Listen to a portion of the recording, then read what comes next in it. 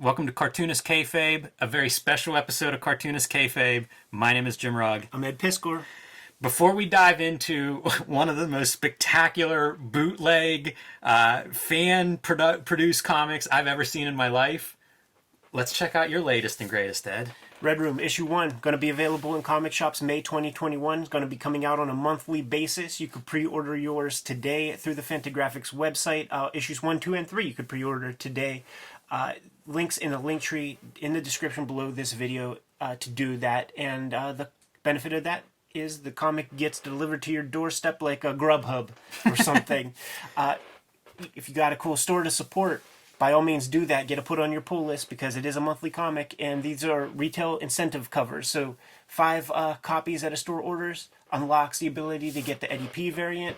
They order a dozen, they'll be able to order a copy of the Jim Rugg Chase cover, man. That's the Dan Clowes 8-Ball issue 1 inspired effort. 20 copies gets the unlocks the Peach Momoko cover, and she's exclusive to Marvel now with Demon Days and whatever else she's going to be working on in the future. So this might be one of her last pieces outside of the Marvel universe. And there's a store in Maryland, 5 stores in fact, Third Eye Comics, that ordered 1,000 copies of Red Room issue number 1. You get a exclusive cover for that, man. And Third Eye, they run a really cool business. They're immediately when I made these videos showing this stuff off, put up pre-order stuff on the website, created bundle packages with all the Peach covers and the Jim covers. About 75 of the Peach ones have gone. Hit their website, check out the bundle, see what they have available now. You can find my work at patreon.com/JimRugg, and I'm showing off my Street Angel Deadliest Girl Live. This is the Image collection of Street Angel comics, because we are looking at Image Grand Design. But I post a lot of original art process. I'm currently doing a side-by-side, page-by-page comparison of Street Angel's Dog, the Image 2018 free comic, with the first Image comic I did, Street Angel Lost Dog. It was never published, but it's the same story, but I drew it twice, 3 years apart. We love looking at those comparison videos on this channel, so it's a chance to kind of see, why did I make different choices the second time around? How do I approach a story after I get to know the character a little better? Things of that nature. I also post out-of-print zines and mini-comics. Recently posted one of my notebook drawing collections on there that's been out of print for a while. So you can find all of this and more at patreon.com/JimRugg.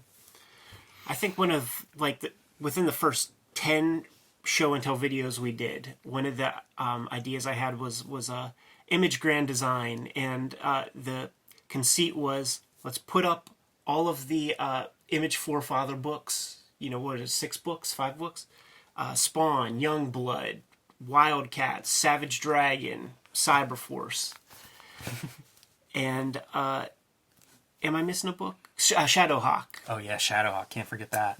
And we kind of workshopped an idea of how to make all of those comics work in one big story, and we just left it at that.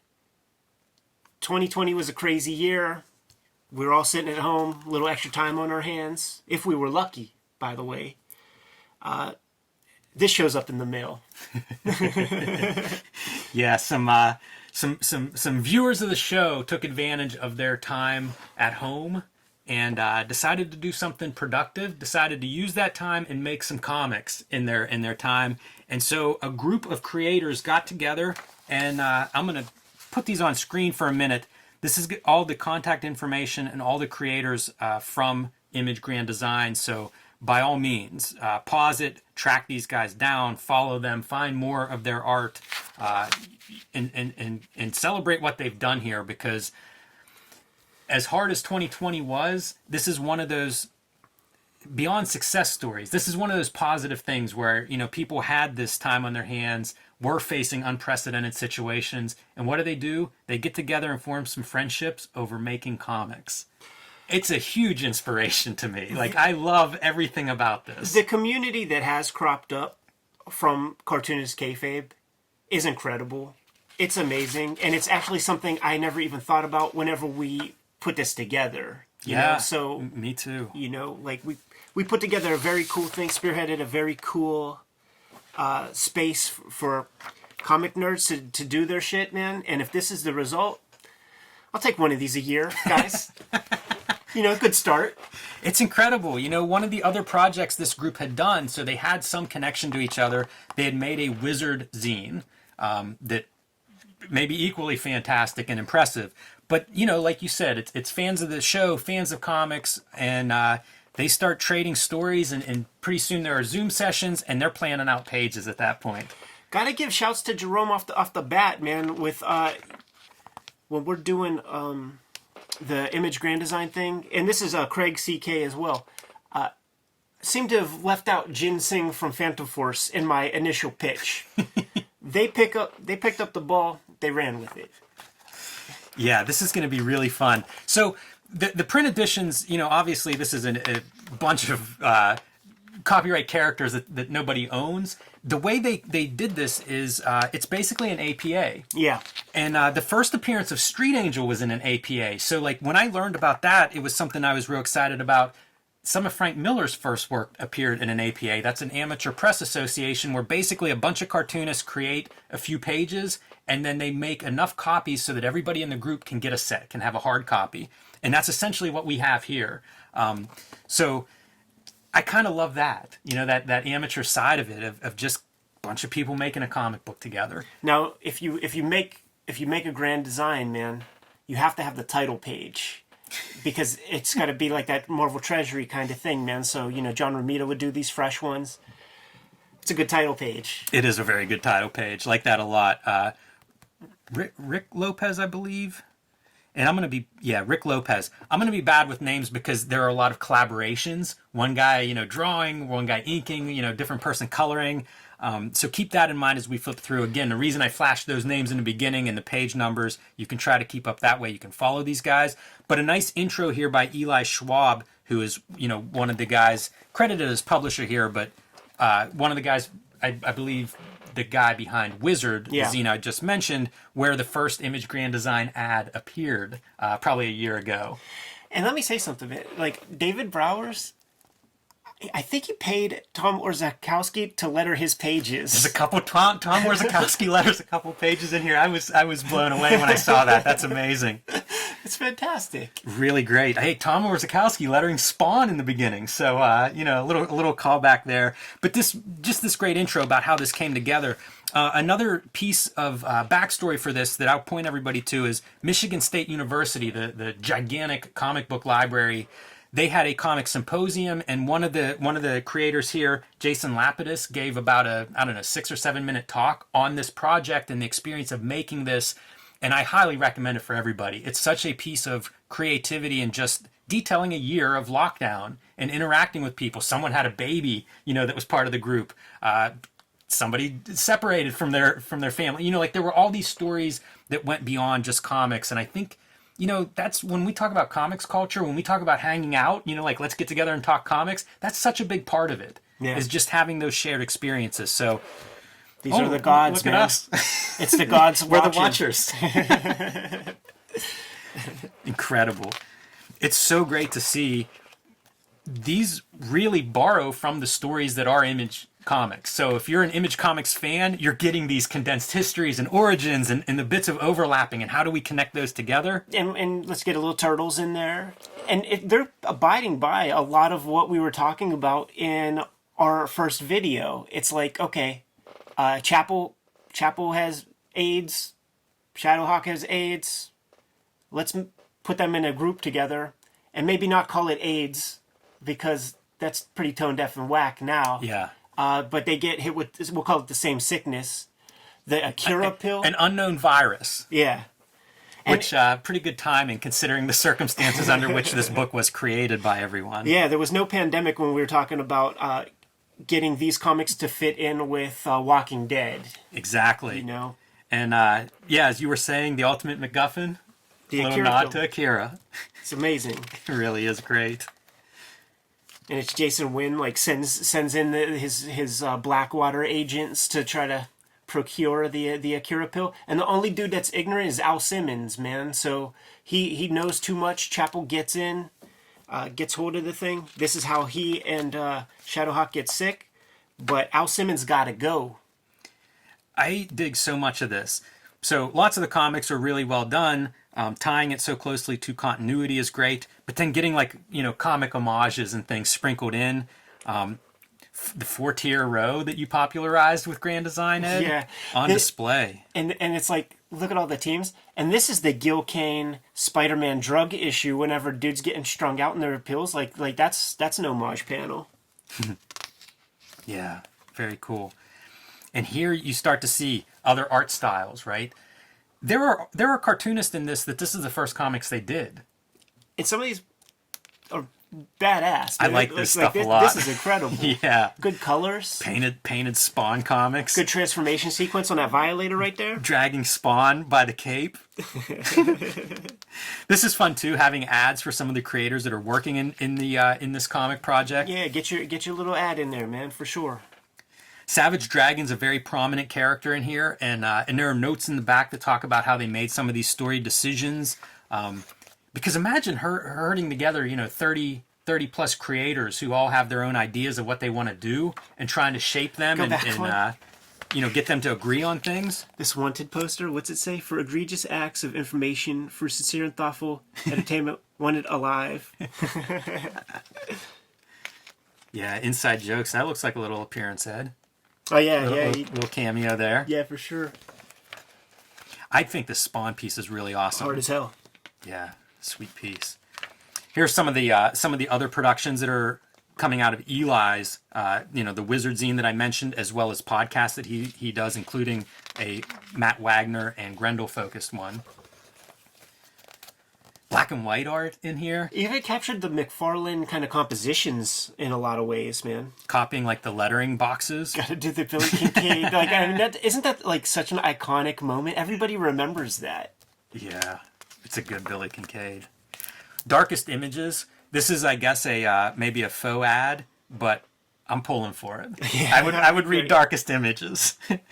That'd be great. This is some wild shit for me, man, because I've never had anybody do like a homage cover or anything, and there it is, dude. And it's so nerdy too, because this is Yeah, this is first gen, like issue 1 Youngblood, and then this is like Roger Cruz. So fun. Youngblood Volume 5 Youngblood with the Mega Man boots and shit. I like the fake quotes too. Alan Moore's is "It makes zero sense." Yeah, I really like the Youngblood Grand Design. It's a different approach, different format and stuff, but like this kind of stuff, I just love it. There's no parody element at all as far as my enjoyment of this goes. There's no irony there. No. And that's the thing with everybody who put this stuff together. It wasn't about dissing. It was about, I love this shit too. Yeah, it's awesome. I see bits of Bisley in some of the style here, and then they're doing the grand design part. Like they're telling a very complicated Wildcats backstory through this through this condensed version. So it's kind of cool, and it's like the whole Wildstorm universe. Another one of those homages to Batman Year One. Yeah. Jin Singh gets a lot of shine in Image Grand Design, man. We're gonna be capturing a nice little chunk there. Yeah, wow. And some fun fighting and stuff. Yeah, and it's like, let's bring Bruce Lee into the game. I'm with him. Why and not? Hulk Hogan. Yeah, sure. I noticed that skullet for the first time just now. Dragon getting his treatment in the grand design history. This one's pretty great too because Larson has such a long history there. I love the coloring in this section. There are several different coloring techniques that are used. In some places you'll see the Ben-Day dots, what we think of as like old comics and Lichtenstein would have made popular. But there's also this stuff where it's just out of line, and I love this. Like these would be like really crappy comics would be printed this way that I would see like off-brand, not Marvel kind of stuff. Yeah. And he bounces around and does a few of these different techniques. I think this is a Nathan Grixty doing this art, and we've actually shown his work on the show before. We're going to see an ad for his comic. This is not his first time making a comic, but a lot of really great effects. I love these homages, right? To Days of Future Past and Wolverine being fried by the Sentinel. It doesn't hurt that I read these Dragon comics at the time, too. It really captured the Image building. Totally. And it's good. it makes perfect sense to play with these different color approaches, panel after panel, because huge spans of time transpire in between the gutters, so you can have a different look. Yeah, it makes for really effective pages. I think this is one of my one of my favorites, and it could be because I love Dragon too, but I really like the stuff he's doing visually. And this is his book, one of them, Redback Armageddon. Really cool. I think he might be out of Australia, if memory serves right. Although I'm probably wrong now that I'm pulling that out of my memory banks, my failing memory banks. But this is a cool comic. We have seen it, and I really like that aesthetic. And it's the kind of stuff I love. You know, it's that post-apocalyptic, gleeful art. Oh man, you saw them in Youngblood Strike File, and you saw how Super Patriot turned out in the Savage Dragon comics. Got to do that grand design piece. The Allies, the history of Image Comics, the 40 years before we get Image Comics. Those heroes were out and about. Turn the page, dude. Look at the McFarlane compositions, dude. He's got it. It's so awesome. It's so good. My world is different today, but I must fight.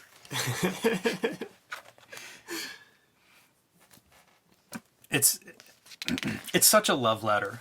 You know, it really is. Challenging Dracula for Wetworks. I love it. Wetworks fighting vampires and werewolves and that kind of stuff for anybody unfamiliar with that one. Meet me at my castle. And then just waiting. waiting. Come on, Will. Sharpen your pencil. It's a good inside joke. Hey, I dig the Shadowhawk and would read the Shadowhawk comic. 20 issues of this. They might begin a call from Valentino. I like all of it. I think it's so good looking. Krawcheck? But I love even like the little buildings and the way he's depicting the buildings in the background, the blood all over his hands. And now that's pretty cool for a grand design treatment. Took it to the Scioli approach, man. Very detailed. Yeah. You know, yeah. I thought I was cool getting 16 panels on the page. Well, how about 28? Trencher makes an appearance. It's even in like the Giffen Trencher style. These dudes are thorough. Yeah, really bringing it.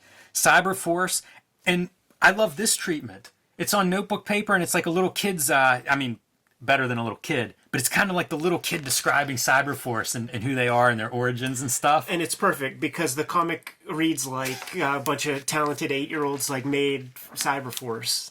Yeah, very awesome. And Rick Lopez, who we've been pointing out several times, like I said, the art is scattered. So you might see an artist 3 or 4 different times in different stories, but this is his recent book, The Power. Can't imagine the logistics that go into making something like this. And they did it in under a year. You know, this book came out in under a year from concept to execution and printing. It's wild. There's the pill coming back, man. You gotta spin the yarn. And they even got the Akira explosion. Like that pill set some shit off. Yeah, that explosion's pretty fun. This reminds me a little bit of Fife. Mm-hmm. You know, some of these different strips seem like they're referencing and homaging different things. I feel like this is very much Copra. Yeah. Certainly the lettering too, like helps with that. Mm-hmm. And the coloring. Oh, for sure. And I like seeing Trencher. And I love the Trenchers in a few of these different stories. And what is Trencher but a Giffen comic, mister? That's in line with the Fife. Yeah, absolutely. The Fife energy.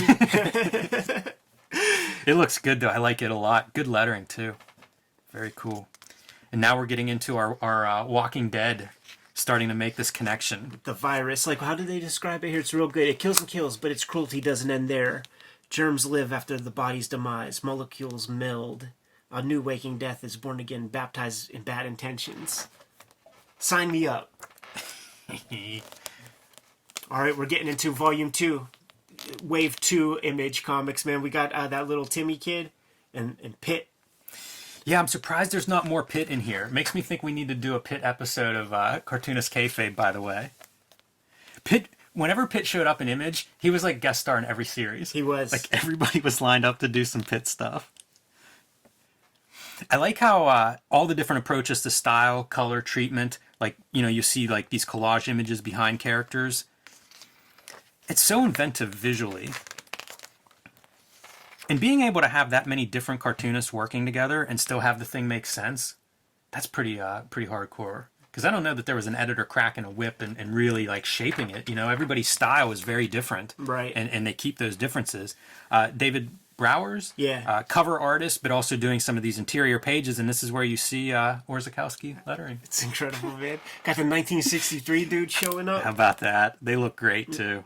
And then we're in, like, you know, a Star Blood- Wars cantina Blood Wolf. with Blood Wolf and like people from Photon's race. Everybody's there. I like the tricked out R2D2, like the spike post-apocalypse. S&M fucking kink R2D2. Overkill shows up a couple times, like we see him here in the background, but I think there's another spot or two where he shows up, you know, sprinkled around in the back, Easter eggs, if you will. Yeah, good. It's important. Rocco Jerome, Eli Schwab. You know what my note for everybody would be is make sure your signatures are visible and easy for people to find. Why not, man? You put the work in, show it off. This is a nice looking page too. There's a lot of work on there. Cool color. I dig some of these big fight pages. Yes. I mean, that's so Image Comics, like the 2-page splashes and just the teams and characters all flying at each other. All in cool poses. Yes, I was just going to say, like, you know, the poses don't make sense with the space and with each other, but they make so much sense in my mind. And, dude, stylistically, this totally fits. You know where you're going. It does fit. It fits so well. You know where you're going, man. Max territory. And now, you know, you're seeing these characters are starting to kill each other as they fight. This is like your March Madness. Good timing for you know, this round robin tournament as characters are fighting through each other. Yeah, the Max treatment is really strong. This is nice. This is like the duo shade look. Yeah. You know, if you look close, you can see references to that, and then so McFarlane-esque. This dude would have absolutely gotten a job drawing those comics that got packaged with the action figures. Get to draw Boof and the Bruise Crew. Totally. Any of those satellite McFarlane books, man. It's got all the ticks. I like his Bad Rock a lot. It's a great Bad Rock. It's got all the ticks. Cyberforce didn't last long. I'll give away some of the notes in the back. Part of the way they figured out when characters died, how long they lasted, had to do with how long, like, the original creators were on the books. So the first ones down are the first ones where the creators walked away. Mark Silvestri didn't stick with Cyberforce very long. It's a good Ripclaw, though. Yeah, I like this whole treatment. I would definitely read a comic of, you know, if this had been coming out in those early Image days, I'd have been all over that yeah, stuff. we would have already done episodes on that dude's comics. You know what I've noticed? A couple of these ads are Webtoon ads. So again, as you're watching this video at home and you want to see more of these guys' stuff, that's kind of cool. A few people using that platform.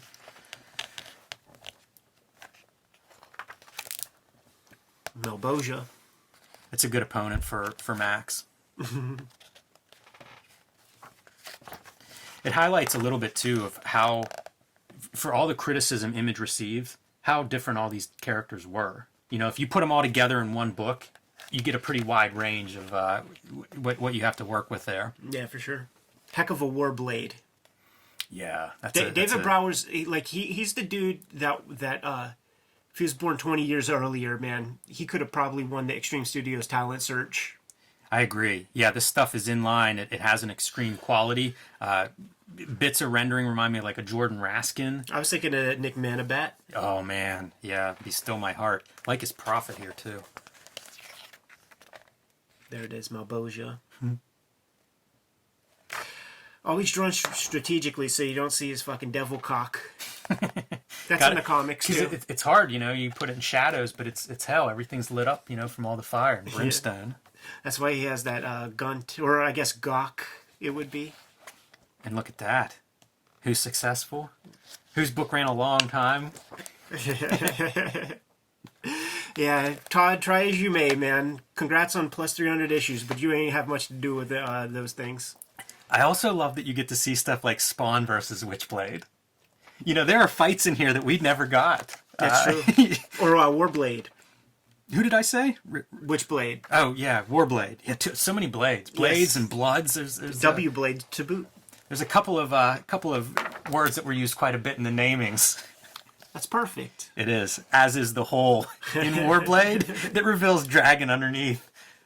Now to face your next framing. challenger. This is one of the Wally Wood This is the 23rd panel that always works. Indeed. Through the bullet wound. Indeed.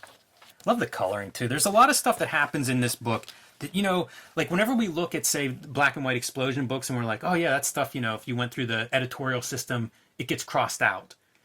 I like this stuff. You know, I like these choices that I don't see in other comics. This stuff looks really nice. I don't know. Oh, you know what? There's some cool stuff in the back about the making of this, too. A lot of this is done analog. You know, and then scanned and digitized. And I think it was out of necessity. I think the guy was moving or something. I can't remember the exact details. We'll see it when we get there. But some of these effects are so good. That's such a great Max panel. Yeah.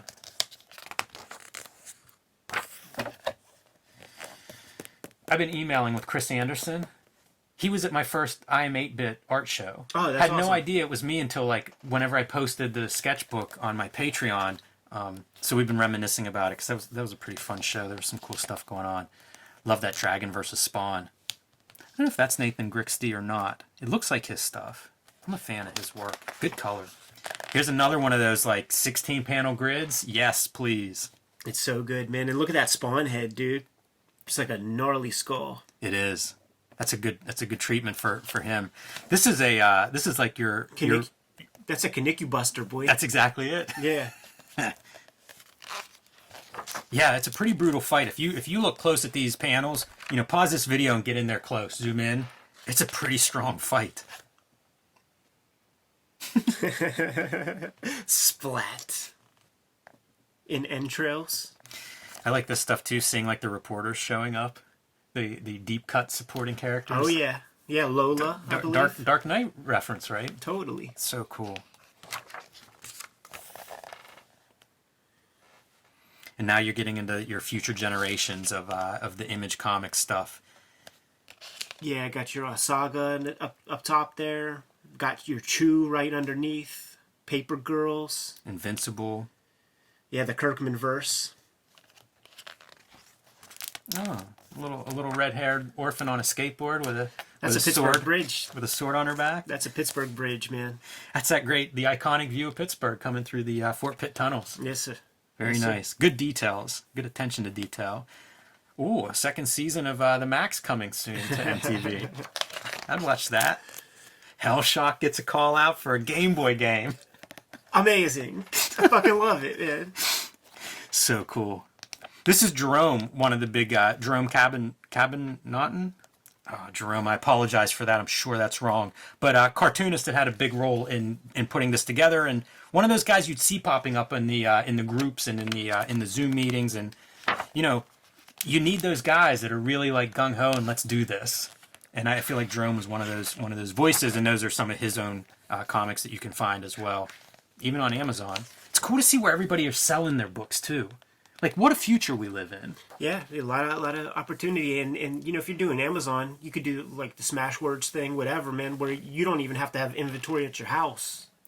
Yeah, for sure, man. I'm definitely interested in looking more into those options. So kind of cool to see like all these different cartoonists that are engaging in making comics in all these different ways, using all the tools that we have today, and then making image grand design. This is fun, and you get into backgrounds of all the artists and the credits, which pages they worked on, what they did, colors, pencils.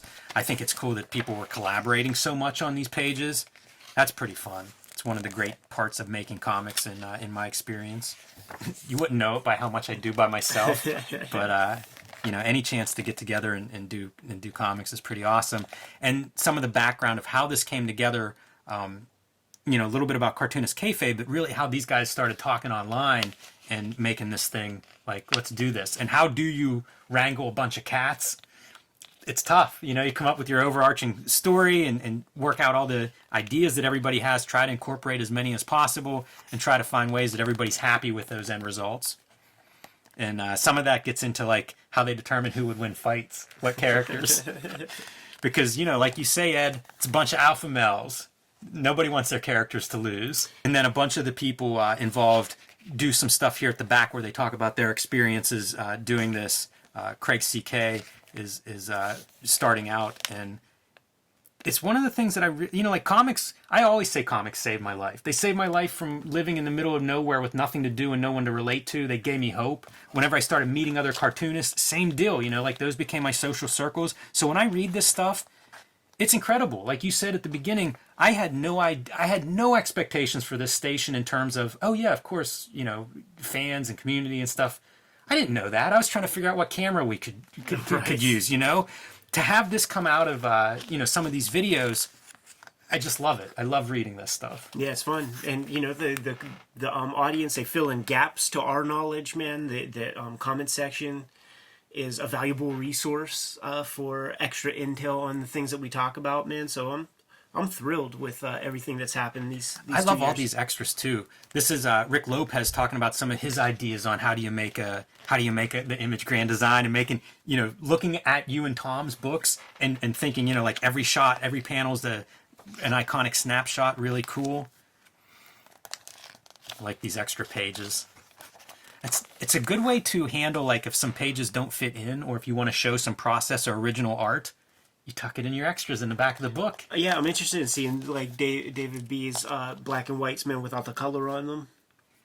Wonder how accurate this is, or if he's kayfabing with that background. Right, yeah, with the blue lines, man. And I love not knowing the answer. Like, I'm just a fan here engaging. Oh, here's the Max stuff that I was talking about.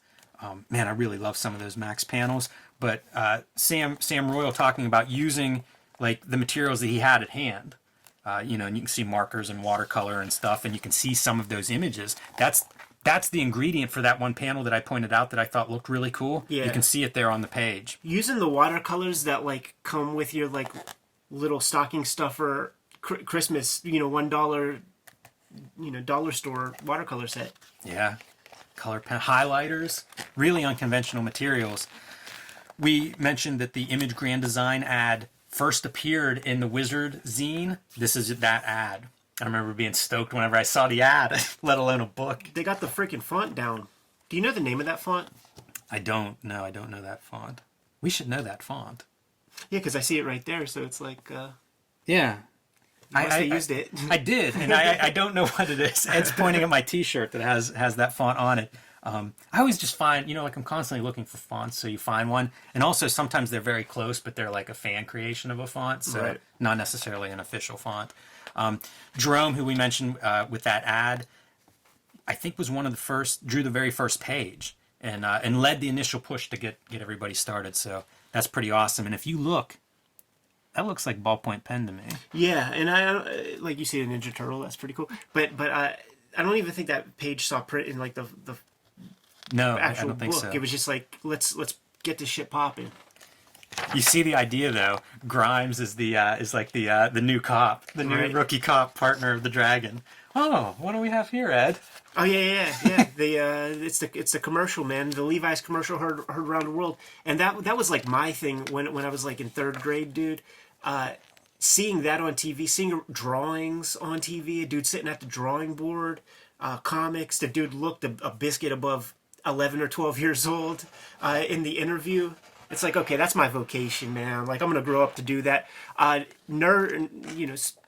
nerdily, one of the first videos that I ever downloaded off of, like, Kazaa was a digitization of the Rob Liefeld Levi's commercial, so that I could have it for all time. Because I used to just run a VCR to try to capture this thing, and when you do that, it's never going to come on, So I never had the thing at my disposal. The world we live in now with YouTube and stuff, people just don't know, dude. That's very awesome. And you know what? Like, I post this on my Instagram every now and then, and the people who aren't of the Kayfabe community are like, Ed, what happened to your drawing? Are you okay? Did you have a stroke? But no, I'm all right. That's so fun. It's a cool piece. I like this context for it.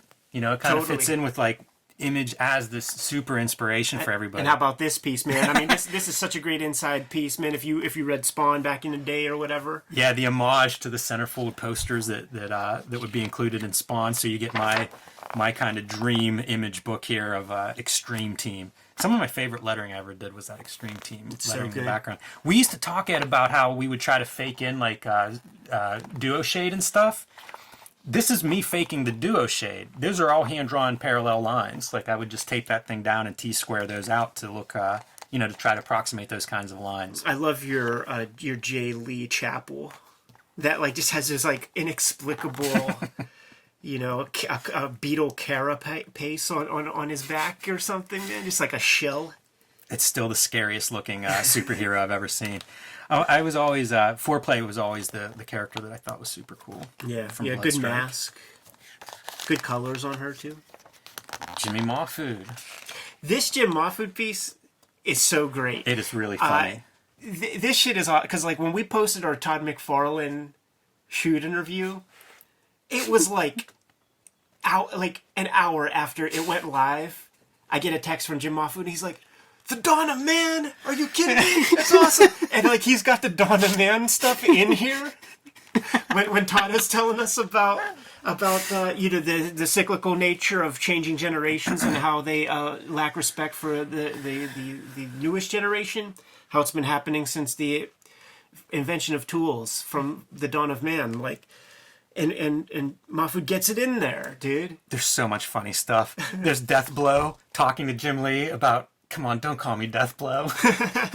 I'm being tortured for my name. I created you, and I'm going to stick with it." And as he's just stacking money. Yeah, he's sending him bags of money. And Brendan Troy. You won't be complaining whenever the check comes. Listen, Brendan and I are super busy writing the next script. You see Brendan in the back, like, celebrating. Brendan Troy, luckiest man in comics. Oh, man.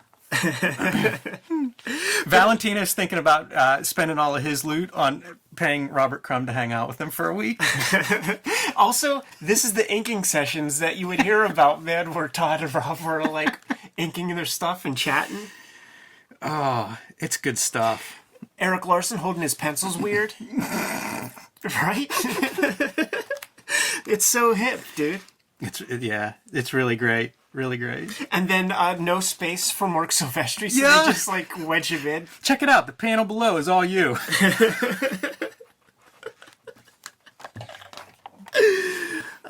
It's so funny, man. It's a cool piece. It's a cool book. Like, kudos to you guys for making something. Everybody sits around and talks about this idea, that idea, doing something. Dime a dozen ideas are. Incredible. I can't say enough about it. I mean, I hope everybody watching this video, their takeaway is, get off your ass and do the thing you've been thinking about doing. Like, it can be done. Like, this is unbelievable. If you'd have told me that a bunch of dudes were going to make this book, a 150-page full-color book this year while they're locked up, I'd have been like, zero chance. Right. No, they're not. Nobody's going to do that. And you see what is here. It makes me feel like you can do anything. Like, we live in this world where you can do anything. Harness that energy with your friends. Do something positive with your time. And make something awesome. Make the world better, Add some cool stuff to it. I'm super stoked for it. Tip of my hat to the Image Grand Design crew. Like, you guys, you're inspiring me now. So thank you very much. I'm in awe. We got a cool community that has sprung up from the Kayfabe channel. This was an awesome comic. The second big effort from the fan community. Let's see, 1963, man. Let's make that annual. And we should say before we forget, imagegranddesign.com. You can go find a little bit more information. I think they're still kind of rolling this thing out and figuring out how to share it with a wide group. I think they are going to do a digital offering with proceeds going to, oh shit, what's Hero Initiative or something? I think Hero Initiative, although don't quote me on that. But look, they made something special here, and if you want to get a closer look at home, check out imagegranddesign.com. Awesome, man. I'm juiced up. I'm jazzed up. Yeah, you talk about wanting to make more comics after this. Yeah. I can't wait to get back to the drawing board. Time to sharpen the pencil, boys and girls. Like, follow, subscribe to the YouTube channel. Hit the bell. We'll notify you when new vids are available. Jimmy, what do you have? Patreon.com/JimRug, where you can see how I do what I do. Lots of original art, lots of out-of-print stuff that you can't find anywhere else. Patreon.com/JimRug. Red Room Issue 1 going to hit the stands May 2021. You could pre-order the comics directly from Fantagraphics, have them sent to your doorstep. There are links in my link tree in the description below this video to take you there. My Patreon link is there where you could read the comics ahead of time. Go talk to your comic shop. If you have a cool shop nearby, get Red Room put on your pull list. It's going to start coming out in May, monthly basis. You can subscribe to the Cartoonist Kayfabe e-newsletter at the links below this video to keep up with everything we have going on and to not miss anything in 2021. You can also find Cartoonist Kayfabe t-shirts and merchandise at the links below this video. Jimmy, give the crowd their last set of marching orders, man. We're going to be on our way. Make more comics.